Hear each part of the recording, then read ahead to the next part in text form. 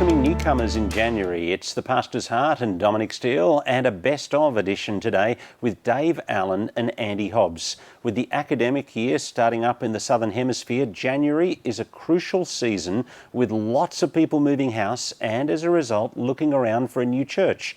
At our church, attendance levels in January are 90% of an average month, and yet it is our biggest month of the year for newcomers. So how can churches be more welcoming to newcomers? How do you do welcoming well? What are the best strategies for most effective connection? And not so much on arrival on the first visit, but what's our best practice for seeing people journey from that first visit to becoming a fully integrated member of your church who's still with you 12 months later? How do you triage people? What resources and energy do you spend ministering to different people? And how do you work out how not to put too much energy into that person who will never come back? Andy Hobbs from Salt Church in Wollongong and Dave Allen from Hunter Bible Church and Uni Church in Newcastle, they came in to speak to us a little while ago, and here is a replay of that discussion. We're going to talk in a moment about the whole issue of welcoming, but the pastor's heart, and what's a journey that God has taken you on where you've grown as a pastor, as a man, in your relationship with him, something like that. Andy, yeah, let's start with you. Yeah, I think for us as a church, this year has been a little bit of a difficult season, so I found myself in the role of acting lead pastor. Yeah, and in an unexpected way. Yeah. And so that's been getting my head around that, around the new role, and learning to do things I hadn't done before, leading a staff team and managing a budget with the admin committee and some of those kind of things. So some challenges there, lots of joys as well, but I think seeing God's goodness in that, seeing God provides the things that we need when we need them, and growing my trust of him. So Dave, what about you? I was reflecting on this. I think my role, obviously, in terms of helping people join church, or at least that's part of my role, is, I love my church, really keen for people to join church, and so that having lots of conversations with people about, in a sense, saying to them, come and join. But I don't feel like I'm a very persuasive person, and so having those conversations with people and seeing people not join us, and then going, oh, what have I done wrong? How could I have done that better? And they're helpful questions to reflect on after you've had conversations with people. But I think one of the things I've seen over the years as I've done this and done this and done this is going, part of my motive in that is wanting to please people. If I can just say the right words that will make people happy with me, then they'll join my church. And taking a step back and going, oh, hold on, I confess that I trust that God is sovereign. I know God will do what he wants to do. He'll call his people. And so wanting to please him and serve his agenda. I believe those things, I just wasn't expressing those things in my heart, I guess would be the right way to put it. And so taking a step back and going, no, I need to be honest with people and act with integrity, and yes, be kind and compassionate and all that, but in the end, it's people will make their decisions about whether to join or not, and that's in God's hands. It's not in mine. I think that was I'm still learning that lesson, but it's a key lesson that I've been learning. Let's start on the process of welcoming. And when are the peak times in the year where churches are likely to get most newcomers? Dave, we're doing. January. January, we'll get anywhere up to 40% of our year's visitors will come January, February, those 2 months. It's like biggest. We've got a uni congregation that's skewed. Yeah, so I'm just going to say, have you done a breakdown, if you like, between cutting out the uni congregation? Would that still be true? For uni congregation, if it takes it's definitely true in the uni congregation. Uni congregation's March, right? February, March, and that's like half our intake for uni is in that time. But for our other congregations, January, February, it's 40% roughly coming that month or months. Yeah. Andy, what about you? Similar. Yeah, I think January, February for us in Wollongong is probably similar to Newcastle. transient kind of city. So a lot of people moving in, and that's the particularly Christians moving into the area early in the year, looking for a church, but also people who aren't Christian. But the second one would be probably September, October. Really? Right. Yeah, so those two probably. And where are you putting kind of Easter and Christmas in that mix? Would you say you'd say January, October, Easter, Christmas, or how would you think of it there? Well, we get lots of visitors in Christmas and Easter, but Are they wanting to stay? Yeah. yeah, no, they might come, but generally they won't hand a card in, so we can't follow them up, and so I'll notice them, but that'll be it. Can't do anything with that other than say good day to them, try and make the most of the conversation on the day.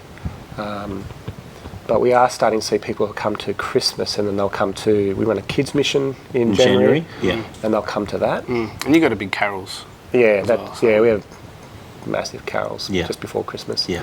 And so people come to those events, and then they'll start to come and check out church. There's a really big push of not to go to sleep in January, not to be kind of put the B team on, if you like. Yeah, we've actually just changed our preaching roster, so our best preachers are on in January.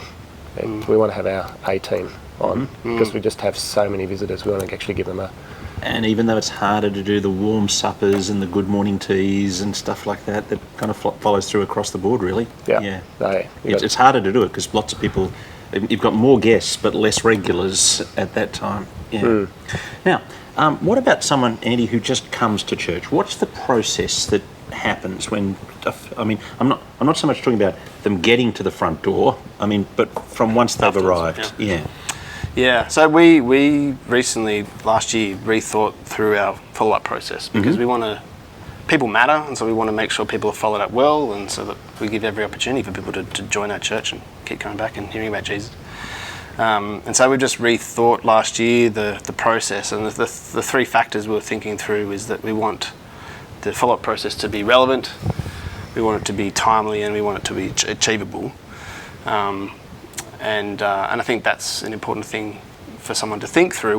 Firstly, what does it look like to be relevant, and the follow-up to be relevant in such a way that it works for the people that you're trying to reach. Like SMS and emails might work for some people, but others they might feel that's really cold and impersonal, and they'd rather a phone call. Or younger people don't answer their phone. They never use their phone for actually phoning people. They just block the calls, and so maybe you've got to work out, there's other things, Facebook messengers or whatever it is, or home visits. Some people so you've got to work out who it is. For us, it's SMS and email. So we do, when someone visits the first time, we'll send an SMS on the Monday, and then an email on the Tuesday or Wednesday, and then another SMS on Saturday. Really trying to get the first timer to come back a second time. Right, so you'll reach out 3 times in that first week. Yeah, we have connection cards on a Sunday. We try and get everyone to fill it out on a Sunday, including all the members, to try and maximise the opportunities that visitors are going to actually fill it out. If they look around and everyone's filling them out together. But yeah, if they give us a mobile number and an email, we'll do both. Would you ever invest, an email and SMS, they're not actually that expensive in terms of time. Yeah. More expensive is visiting. Do you know? Yeah. Would you do a visit on the one-off person? I wouldn't. I think the people that come to our church would freak out at that. The church I was at previously, that was a normal thing, particularly with older people. They really appreciated that, and that was. So I think it's really, you got to work out what's going to be relevant for the people in your church and the people in your area, and so you have a chat with people and kind of gauge that. But yeah, part of the reason we've done this is, I said achievable. We had a system where previously the lead pastor would send an email, and that was just, he was becoming the bottleneck for that happening, and so that wasn't achievable. So we're trying to instead do it in such a way that it's pretty easy up front, and because we have a fairly high level of first timers visit, and then it tapers off in some ways as people come back a second time. We put more effort. We'll get to second time in a minute. Let's go. We'll stay on first time with you, Dave. What happens? Somebody walks into Hunter Bible Church and you've somehow got their details. We'll send them a letter, snail mail.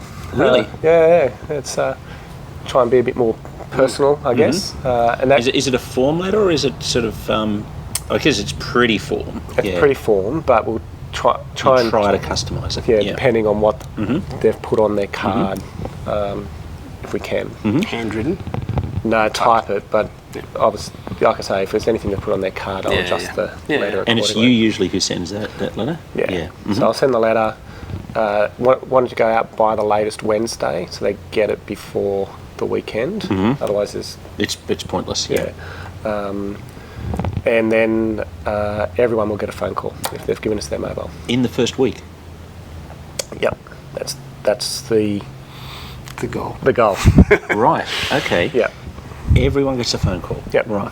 If And- they've given us their phone details, then I'll go. Then they're happy to be called. Okay, so we've got at this stage 2 different models going on, because really the model you've got, Andy, is really just your, is it membership pastor? Is that what you call that person? That person who's sending the text and sending the... No, ours is all volunteers. Volunteers do that? So, okay. Well, so you've got one person who's responsible for that sending, or how do you work it out? We've got there's a couple of people that sort through the connection cards on Monday, and then through Alvanto, which we use to church management stuff, you can assign that to someone, and there's generally one of the people that do the connection cards will then trigger the SMSs to go out through Alvanto. Right.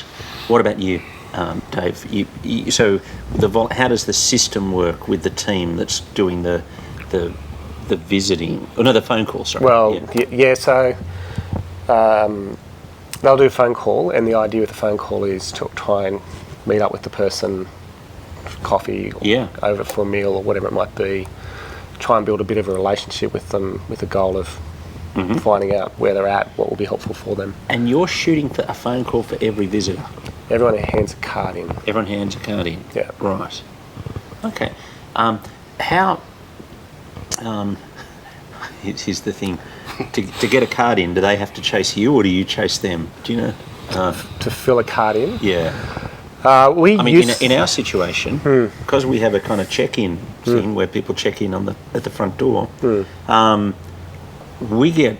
I'm astonished at the number of emails and phone numbers that people willingly give us. I think we were expecting people to be much more reticent to give us their details than they are, and so we basically know everyone's name who visits. Which I think that check-in system has been quite revolutionary. But it then also means people do visit but don't intend to come back, whereas you're getting, I suspect, richer contacts, if you like.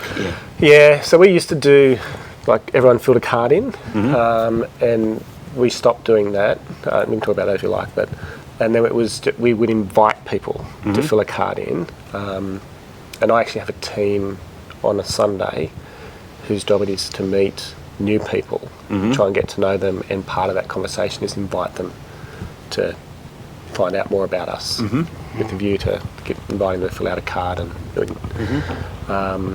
when we moved from getting everyone to fill a card in to being personal invites, we obviously got much less cards. Like, we dropped significantly the number of cards we got, but the number of people who then came back didn't change.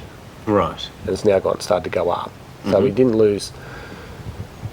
The total number of people who then started moving into church didn't change at all. Just the number of cards changed. Right. But I've always gone, if they give us their details, they're obviously willing to be contacted. No, I have phoned a lady, and she was completely surprised.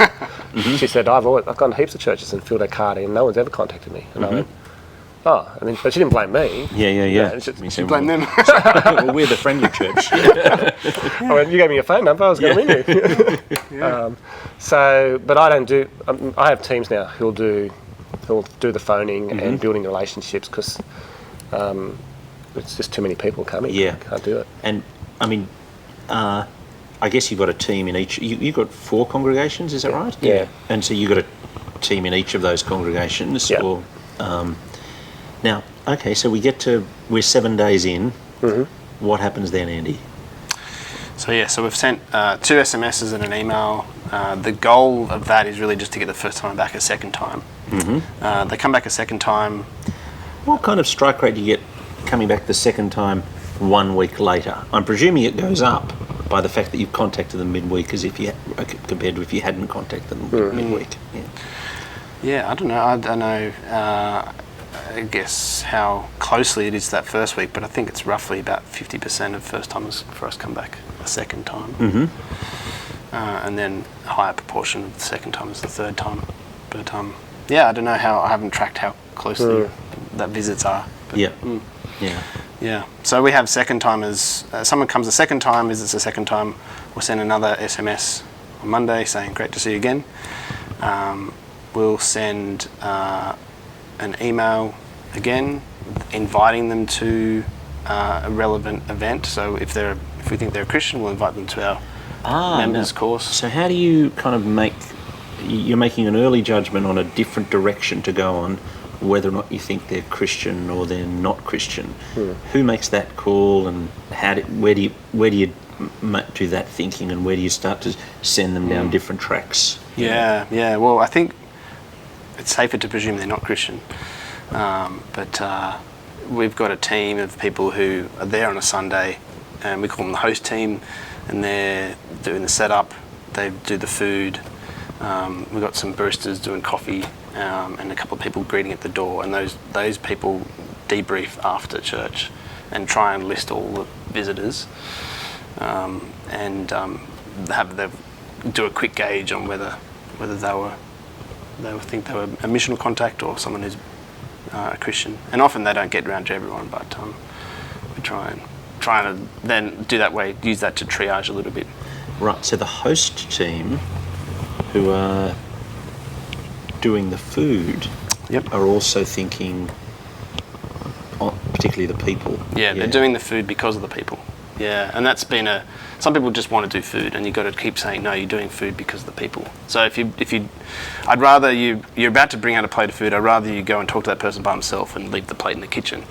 Like, the main thing is talking to people. So that's a bit of a shift for some people. But yeah, it's the host team they're hosting church. They're, like you would at a party, you care about the guests more than you do about the thing you're doing, but the thing you're doing helps the guests have a more relaxed time and feel comfortable and help the space feel familiar. So host team, we try and emphasise. We've got a smaller church than these guys, so we're able to do some of these things a bit differently, but home cooked food if we can, and try and make it feel a little bit more homely and that kind of style. Yeah. Dave, what's your action there? It's that follow-up team. Well, do you have are the food people, the host people, the same as the follow-up people, or it's different teams? No, so we have our small groups, are our hosts, and we keep having, again, it's the same thing. Keep saying to them, you're hosts. You're not doing food. People are happy to do food because it's I know what I'm doing. There's clear, measurable key performance indicators. Well, it's a job. Yeah. Whereas you say, no, you have a role. Your role is to be a host. And so that idea of if you have people into your home, what would you do if you had people into your home? Well, we wouldn't just give them food or give them a drink, although that explains why you do those things. You'd go, oh, there's toilets there, or there's, oh, you've got kids. How about we look after your kids? You know, it's that sort of... If you see something needs fixing, you do it, or you move thoughtful. It. Or, And so helping our small groups see that's their role on a Sunday, is we want to make this a place where people are welcome. And that's interesting. You've actually gone for your community groups, your Bible study groups, to be that role rather than... Do you do that, or do you have people on we've got a team. Specific teams? Yeah. We've got 3 teams that rotate. Yeah, and that's how we're doing it. Three teams unrelated to the small groups. Okay. So we've got 1 week in, Dave. You've got a pretty good idea. I mean, what kind of strike rate do you get of when you've reached out for people with the phone call, reached out for people with the email, or the letter? Email if we don't get their postal address. This year, over 1 in 2 have flowed into our membership course.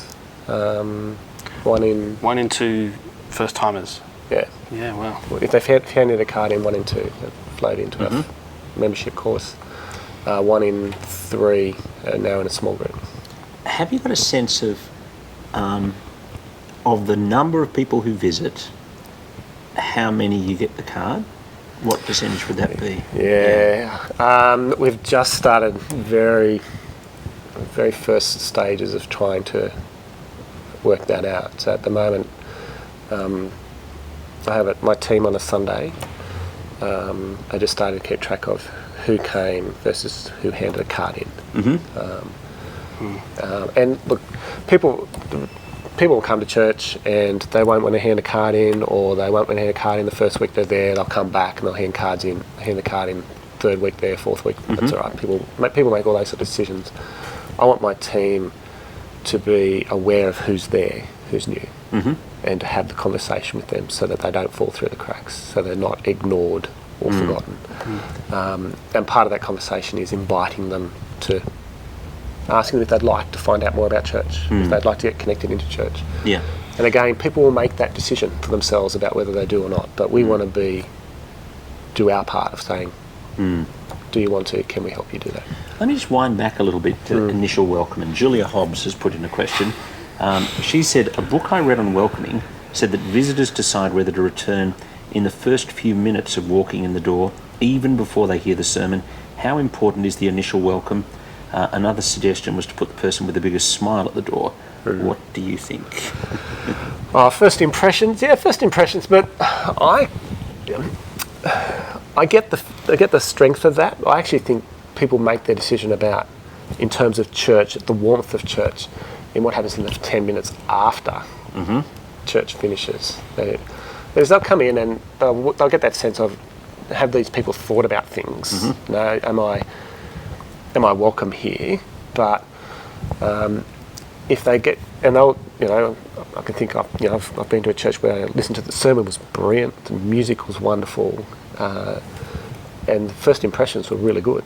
We get to the end of church, and no one spoke to my wife, and the kids ran away from my kids, so my kids couldn't play with them. And I get in the car, and they're going, "We never want to go back." Well, I had a moment at our church a couple of weeks ago, and I'd preached a talk, and I thought it was a good one, and I was standing right at the back of the room. I was just looking at a couple who were sitting in the back row who were new, and I thought, I don't want to be the person who goes to have the conversation with them, because it's just better if somebody else does. Who's not paid to have the conversation. Who's not paid to have the conversation. And I was kind of counting the seconds until that conversation started, and it happened, and it happened in less than a minute, but it didn't happen in as many That kills me. It does. I think that minute, even 30 seconds is a huge amount of time for a visitor to be standing there. They feel very conspicuous, and if no one engages with them, they just go, this church does not want me here. That's what they walk away with thinking. Now, it doesn't mean they won't come back, but you just made it really hard for yourself to get them to come back. So I think you've got, sadly, you've got multiple opportunities where you can lose someone. It's the first impression, it's at the end, the last 10 minutes, it's the gathering itself. It's there's a book that's really helpful, Greg Atkinson, American guy, Secrets of a Secret Church Shopper. He was a ex-pastor, and he still is paid by churches, and he'd go around and he'd be a secret shopper at the church, and then give them a valuation at the end. And he's written a book that's pretty helpful about the big trapfalls, big things that churches stuff up. And one of them, smell, surprisingly. And so smell, he's saying, is a big indicator. People don't remember it, but it forms a long-term memory of how a place smells. Particularly if you've got an older building, it smells a bit mouldy or something. People can't put their finger on it, but it just feels old. So we've got a barista, we've got a coffee machine at the front door, and we try and make coffees for no one, just to get the smell out. And that's, those little things I feel like make a little bit of a difference. But I think it's ultimately it's toilets. People. Toilets, clean toilets. If they smell clean, people go, this place is looked after, people care about it, and I can trust my kids here. They're not going to pick up some contagious disease. And the kids' space, even if it looks safe, and if the leaders look like they know what they're doing, and it's hard because there's so many things, but I think that's important. Can I ask about welcoming? Because you guys, you have a thing of, you don't have a welcome team, you've got all of church kind of welcoming. Is that right? How does that? I guess I make a distinction in my mind between, I see the congregation is the welcome team, because it's the responsibility of every Christian to love people, and to love the stranger. So the congregation should welcome people, and I don't think it's too much to ask them to. I talk to them about, to introduce yourself and to introduce some other people, someone you don't know, invite them for a meal. Or something. That's not a big ask. Any congregational member can do that. You don't have to be a people person to do that. But I have a team. I call them a Connect team, and their role is to try and have a intentional conversation, to take the initiative, have an intentional conversation with someone who's new, inviting them to take a step into church. And the average congregational member, I go, it probably is too big an ask for them to go, there's someone you don't know, you take the initiative and go and talk to them and invite them to take a step into church. Most people will go, it's just too hard. And that's fair enough. It is. I know it's hard. I'm an introvert. But you can ask the congregation to say, no, you're the welcome team. Your job is to love people. They go, yeah, my job is to love people. That's what I'm supposed to do as one of God's people.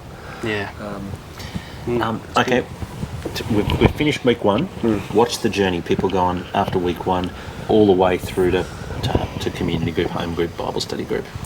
So for me, follow-up team, they're the ones getting to know the person, finding out where they're at spiritually, having those sorts of conversations with them. And so they'll do look, you have big questions about Jesus. How about you go along to our evangelistic course, which we call Life.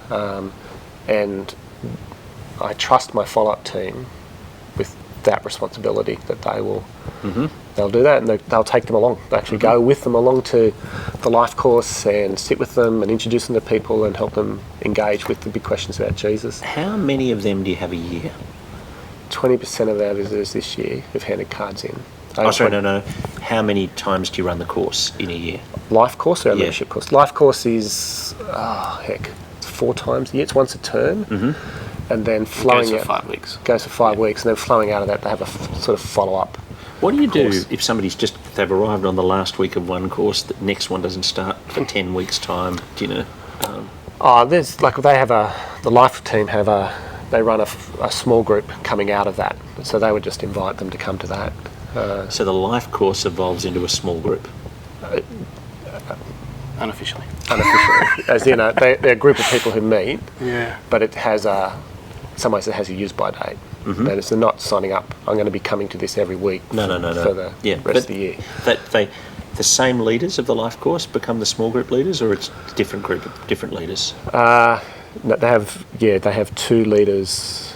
Well, they have assigned leaders for the follow-up course who aren't involved in running the Life course. They're separate but part of the team, as I understand it. It's starting to get out of my comfort zone.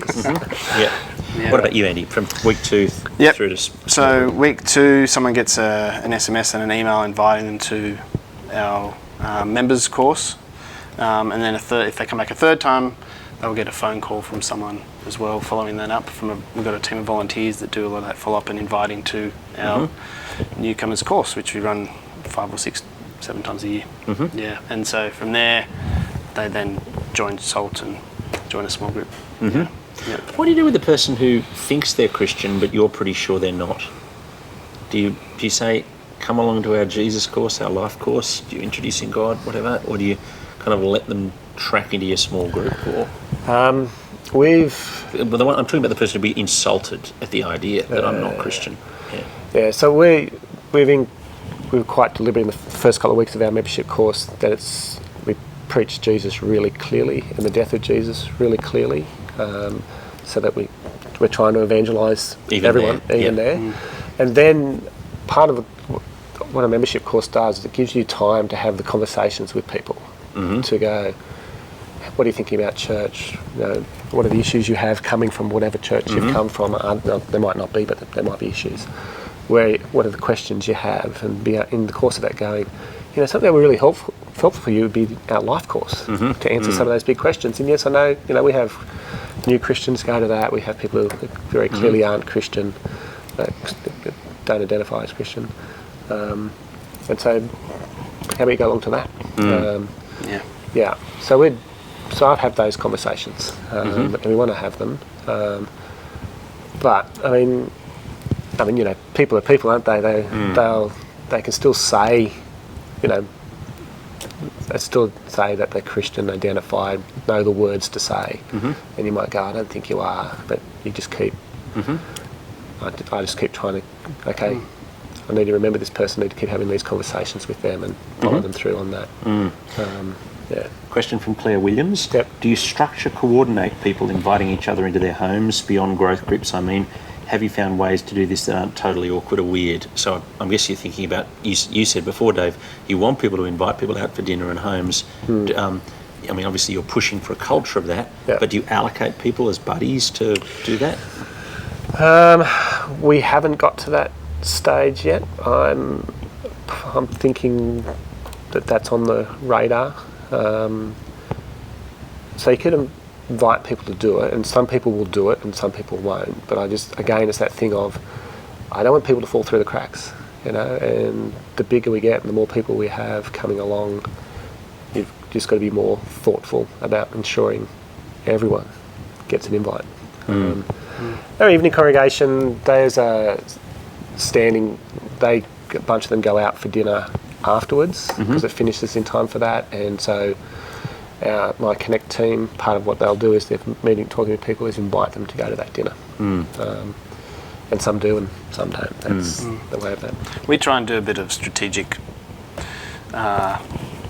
social pairing up, I guess, in some ways, and get someone, can you ask these people to come to your house for dinner? Yeah. Do a little bit of that. Cool.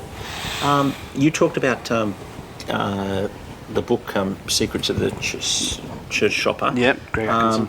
Other resources, other books around that are on this kind of topic? Dave? The book Fusion by, was it Searcy? Nelson Searcy, yeah. It's kind of, it's really good and then a bit irritating. It's irritating in a really American way. Yeah. I think he puts, you get that feeling as you read it that he thinks his pathway, his process, that's what will make people Christian. And I'm going, it's the gospel that makes people who does it.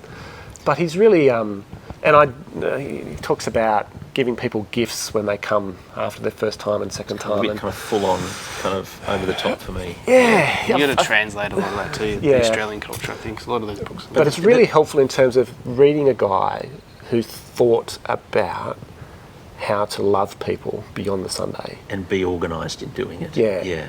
And even though I don't agree with him at point or follow him, because it's wisdom, and you can translate it, you go, the reason it's really helpful is you go, this is a guy who's thought about it. Yeah. I need to think about it. And that's my responsibility, is to think this through really carefully about what will be helpful for people in terms of loving them beyond the Sunday. Yeah, great. Yeah. Dave, Andy, thanks very much for coming in. Thank you. Yeah. My guest has been Andy Hobbs from Salt Church in Wollongong, and also Dave Allen from the Hunter Bible Church in Newcastle. And you've been with us on The Pastor's Heart.